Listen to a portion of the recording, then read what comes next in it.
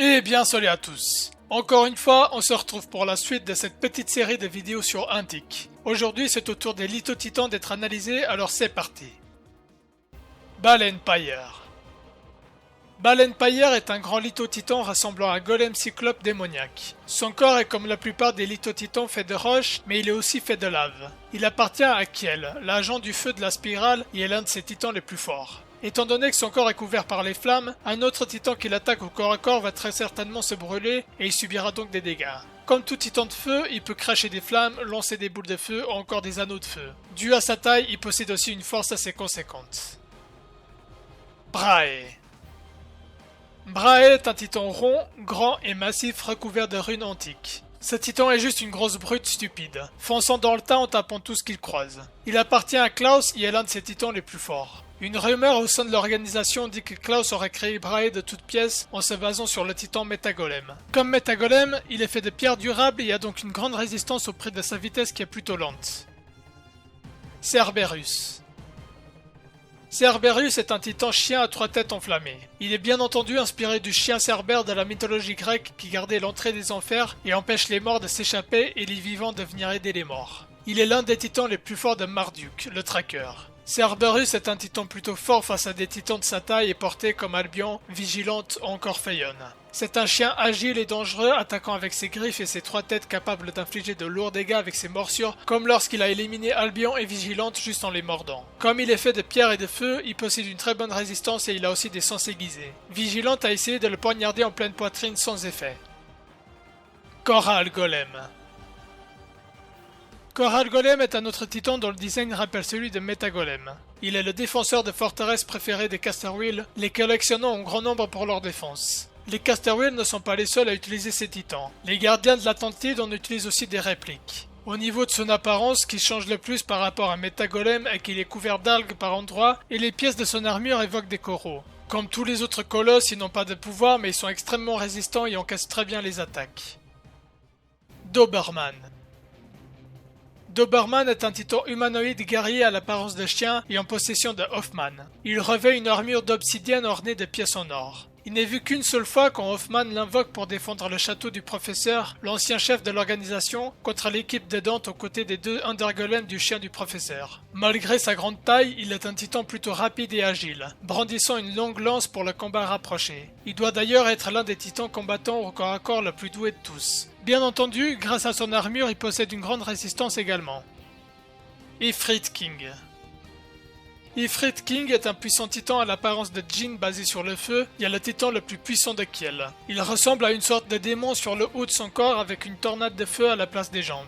Il n'a été vu qu'une seule fois lors de l'attaque de la spirale sur la forteresse des Casterwheel. Kiel l'invoquera alors qu'il se faisait battre par Sophie. Ifrit réussira à battre Mithras, le titan légendaire du courage. Il faudra l'aide de Locke et de son titan légendaire Pendragon pour réussir à vaincre Ifrit King. Comme les autres titans basés sur le feu, Ifrit King peut cracher des flammes depuis sa bouche et ses yeux. Il peut probablement tirer des boules de feu aussi et faire d'autres attaques basées sur le feu, mais comme on le voit qu'une fois, on ne sait pas quelles sont toutes ses capacités. Comme les autres lithotitans, il a une très bonne défense résistant sans mal aux attaques de Locke avec son épée de volonté. Fenris.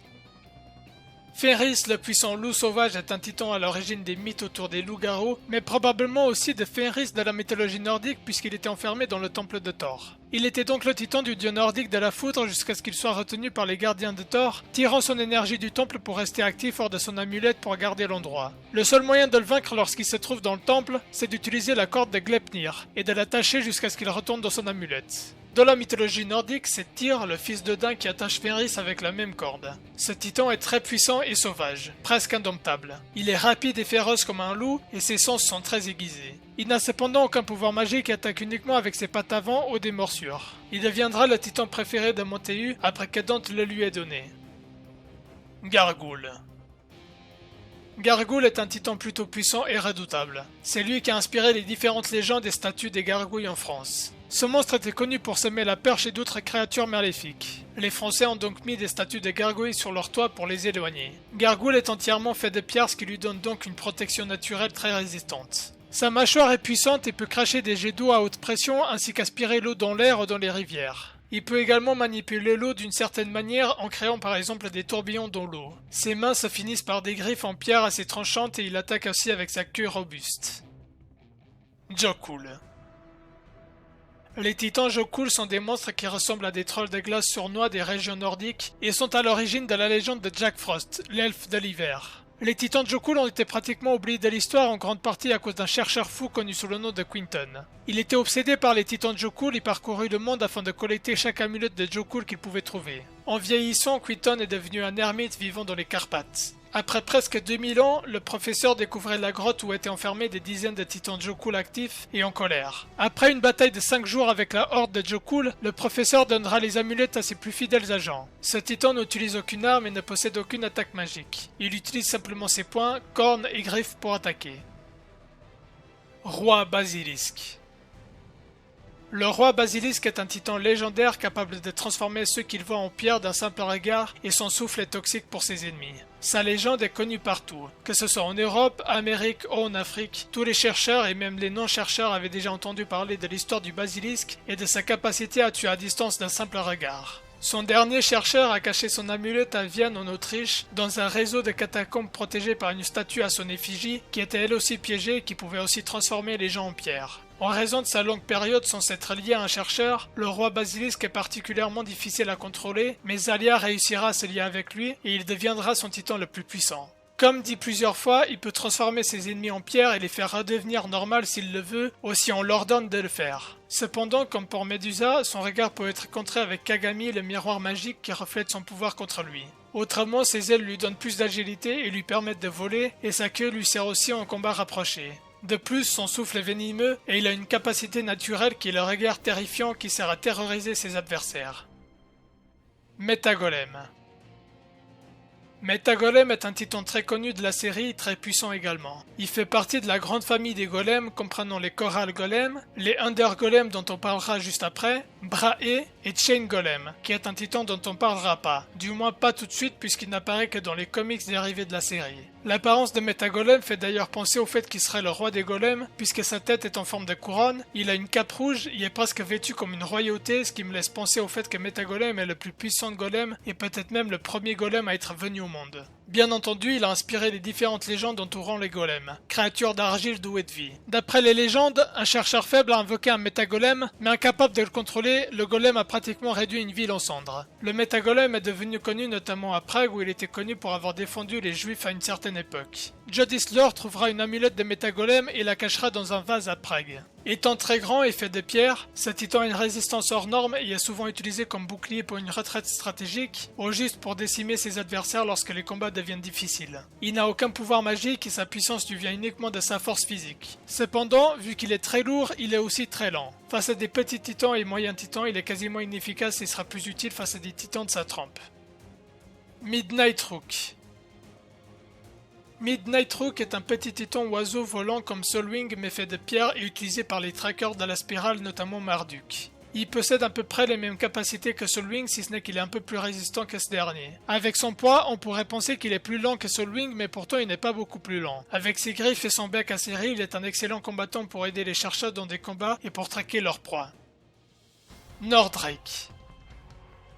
Nordrake est un titan assez puissant à l'apparence de dragon bleu et blanc. Il est avec Dominateur l'un des titans les plus puissants du professeur derrière le titan légendaire Arachnos. Ce titan était principalement utilisé par les chercheurs du nord de l'Europe mais aucune autre info sur son histoire n'est connue. Comme tous les dragons, il est capable de voler avec pas mal de vitesse et peut également attaquer avec sa queue, pattes ou mâchoires. Bien entendu, sa plus grande force sont ses rayons de glace qu'il tire avec sa gueule et qui sont plutôt puissants pour battre des titans de feu tels qu'Ignatius.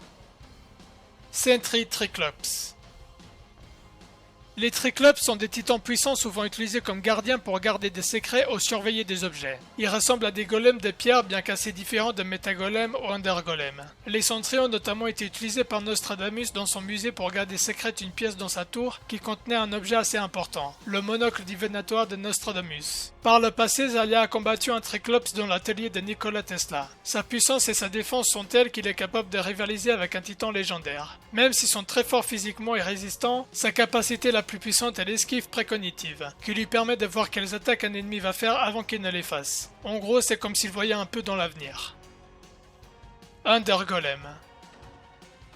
Un autre titan de la famille des golems. Si Metagolem est l'équivalent d'un roi, l'Undergolem sera en quelque sorte ses soldats ou serviteurs. 2 Undergolems sont en possession du professeur qui attachera ses amulettes à son chien et l'apprendra à les invoquer pour défendre son château qui était sa base principale. Ses capacités sont les mêmes que Metagolem, très fort physiquement mais aussi très lent à cause de son poids.